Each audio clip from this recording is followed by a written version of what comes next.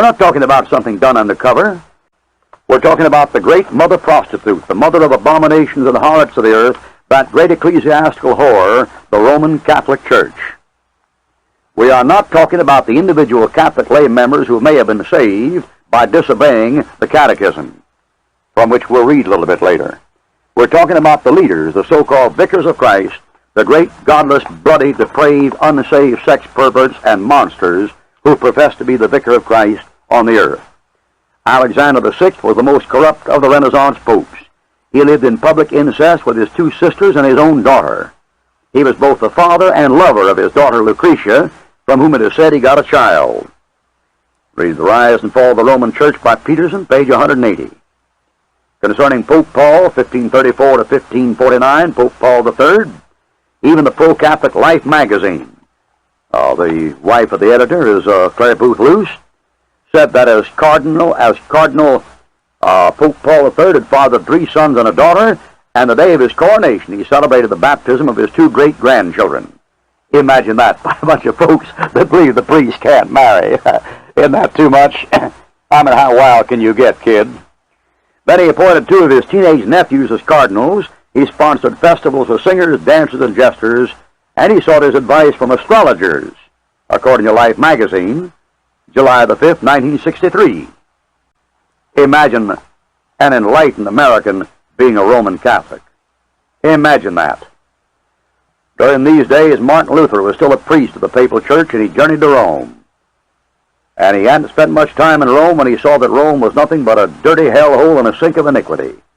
He said, no one can imagine what sins and infamous actions are committed in Rome. Priests told indecent jokes, used unlawful profanity even during Mass, and he described the popes that time as being worse in conduct than pagan emperors. History of the Church Councils, Book 4, Article 697, to enjoy oneself and to lie carnally with women or with boys is no more sin than rubbing one's hands together. Who was that pope? That's the pope that issued Unum Sanctum, Pope Boniface VIII, 1294 to 1303, where he said nobody who wasn't a member of his church could be saved. He said in the Unum Sanctum, quote, which has never been altered, changed, or ascended by any pope, we therefore assert, define, and pronounce that it is necessary to salvation to believe that every human being is subject to the pontiff of Rome. A sex pervert. You think we're going to be in subject to the pontiff of Rome? He can go jump in the lake of fire. You think we're going to be in subjection to this bunch of dirty, godless, murdering, bloody, lying, stealing rascals?